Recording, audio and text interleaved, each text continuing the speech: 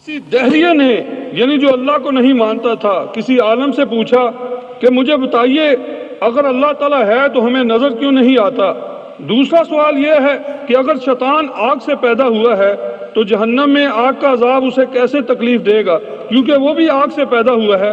تیسرا سوال، جب ساری نیکیاں اور ساری بدیاں اللہ کی طرف سے ہے تو انسان کو کس وجہ سے سزا دی جائے گی؟ تو اس عالم نے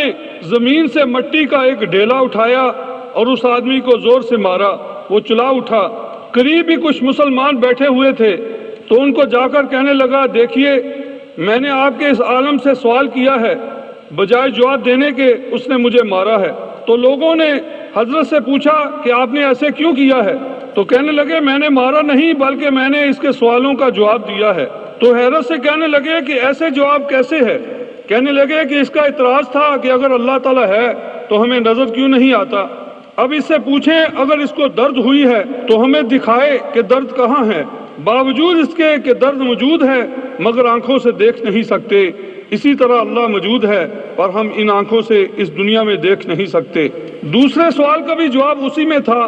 کہ جب یہ کہتا ہے کہ جنات آگ سے پیدا ہوئے ہیں تو آگ کا عذاب انہیں کیا نقصان دے گا؟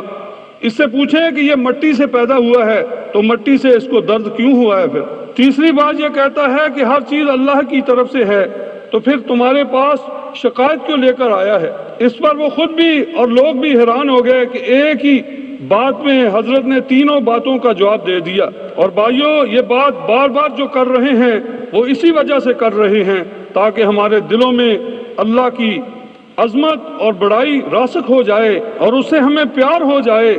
جیسے ہم ماں باپ سے پیار کرتے ہیں، دوستوں سے کرتے ہیں، رشتہ داروں سے کرتے ہیں، بیوی سے کرتے ہیں۔ جب ہم اپنے مالک اور خالق کو پہچان لیں گے وہ کتنی عظیم ہستی ہے، ہر وقت ہماری نگرانی کر رہے ہیں، ہر وقت نعمتوں کی بارش ہمارے اوپر نشاور کر رہے ہیں، تو ہمیں ان سے پیار ہو جائے گا۔ اور ہمارے خالق اور مالک نے ساری کائنات کو ہمارا غلام بنا دیا، باغوں میں پھل ہمارے لیے جھکے ہوئے ہیں کہ حضرت ہم آپ کے لیے تیار ہیں، زمین پہ گندم اناج ہمارے لیے تیار ہیں، حضور ہم آپ کے لیے تیار ہیں، جانور چوپائے مچھلیاں آسمان پر اڑنے والے پرندے ہر وقت ہماری خدمت میں لگے ہوئے ہیں، اور ہماری لمبی چوڑی ضروریات کو پورا کرنے کے لیے ساری کائنات لگی ہوئی ہے۔ اللہ فرماتے ہیں هو الذی خلق لکم ما فی الارض جمیعا،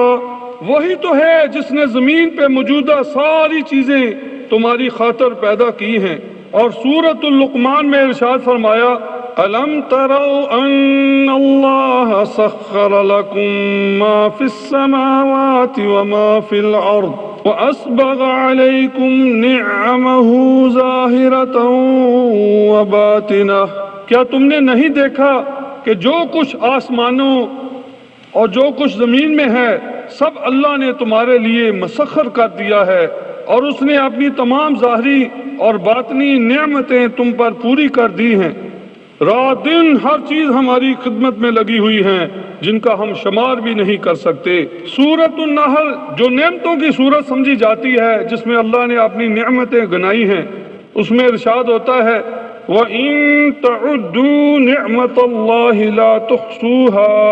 اور اگر تم اللہ کی نعمتیں گننا چاہو تو کبھی نہ گن سکو گے۔ کھلی نعمتوں سے مراد وہ نعمتیں ہیں جو آدمی کو ظاہر میں محسوس ہو رہی ہیں اور جس کا علم کچھ نہ کچھ انسان کو ہے،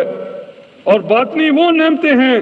کہ انسان کو آج تک جن کا علم ہی نہیں ہوا۔ بے حد و حساب ایسی چیزیں ہیں جن کو یہ جانتا نہیں، مگر وہ ہر وقت انسان کی خدمت میں لگی ہوئی ہیں۔ کچھ بچوں نے اپنے ابا کو کہا کہ ہمیں اللہ تعالیٰ کے بارے میں تعارف کرائیے،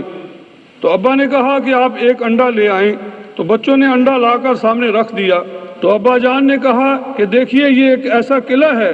کہ جس کے اندر نہ کوئی چیز داخل ہو سکتی ہے اور نہ باہر نکل سکتی ہے، اور اس کے اندر دو چیزیں ہیں، ایک سفید ہے اور دوسری زرد، اور اسی انڈے کو جب آپ مرغی کے نیچے رکھتے ہو تو چند دنوں کے بعد یکا یک اس سے ایک زندہ چیز نکلتی ہے، آتے ہی وہ دانہ بھی چگنے لگتی ہے، وہ دیکھ بھی رہی ہوتی ہے، سانس بھی لیتی ہے اور چل بھی سکتی ہے اور سن بھی سکتی ہے، اس کے اندر دل بھی حرکت کر رہا ہوتا ہے، پھیپھڑے بھی ہوتے ہیں، معدہ بھی ہوتا ہے، جگر بھی ہوتا ہے، یعنی سارا نظام اس کے اندر اللہ تعالیٰ نے بنایا ہوتا ہے۔ آتے ہی اس کو کس نے سکھایا ہے کہ نیچے زمین میں دانہ ہے وہ چگو، اپنے پیٹ کو پالو، اور اگر آسمان پر کوئی چیل آئے تو ماں کے پروں کے نیچے چھپ جانا ہے، خطرہ ہو تو فوراً ماں کے پاس آ جاؤ۔ اور اس کو کس نے سکھایا ہے کہ اگر پانی ہو تو پانی کے اندر نہیں جانا، آگ ہے تو اس کے قریب نہیں جانا، اگر بلی آئے تو فوراً ماں کے پاس آ جانا۔ یہ ساری چیزیں گواہی دے رہی ہے کہ اس بچے کو پیدا کرنے والا کوئی ضرور ہے جس نے اس قلعے کے اندر اتنا بڑا نظام اس کے اندر پیدا کر دیا۔ یخرج الحی من المیت، وہ مردہ چیز تھی جس سے زندہ چیز بن گئی اللہ کے حکم کے ساتھ، اور اس کے اندر کوئی حقیقت نہیں تھی، یعنی ظاہر میں کوئی ہڈیاں نہیں تھی، کوئی دل نہیں نظر آتا تھا، کوئی پھیپھڑے نہیں تھے، کوئی پر نہیں تھا، کوئی چونچ نہیں تھی، کوئی آنکھیں نہیں تھی، دماغ نہیں تھا۔ ایک بہت بڑے نظام کے ساتھ اس کو کس نے اس قلعے کے اندر پیدا کر دیا؟ وہ صرف اللہ کی ذات ہے جس نے چھوٹے سے ننھے سے چوزے کو اس کے اندر پیدا کیا۔ اسی بات سے پہچان لو کہ کائنات کا کوئی خالق ہے، اللہ ہے، تو ایسے بچوں کے دلوں میں ایمان راسخ ہو جاتا ہے۔ ایسے ہی آپ بھی اپنے بچوں کو مثالیں دیا کریں، بچپن سے ہی ان کے دل میں اللہ کی عظمت، بڑائی، کبریائی پیدا کرو، تاکہ بڑے ہو کر ان کے دل کے اندر مضبوط ایمان پیدا ہو جائے۔ دین کے بارے میں ہم صرف یہی کہتے ہیں چھوٹے ہیں کوئی بات نہیں، اس کے برعکس اسکول کے اندر جانے کے لیے، نرسری کے اندر جانے کے لیے کبھی نہیں کہیں گے کہ بچہ روتا ہے چلو چھوڑو چھوٹا ہے۔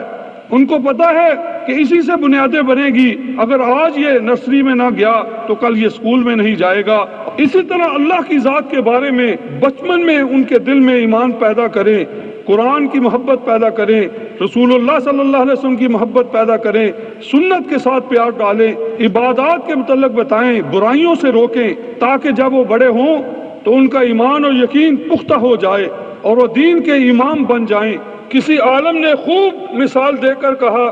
موسیٰ علیہ السلام کے عصا کو جس ذات نے اژدہا بنا دیا، آج بھی اس قسم کے معجزات ہو رہے ہیں مگر تم غور و فکر نہیں کرتے۔ جس ذات کی یہ قوت تھی کہ اس لاٹھی کو اس نے اژدہا بنا دیا، آج اس بے جان انڈے سے چوزے کو نکالنے کی بھی وہی قدرت ہے، وہی طاقت ہے۔ جیسے وہ بے جان تھا، آج یہ بھی بے جان ہمارے سامنے زندہ ہو رہا ہے،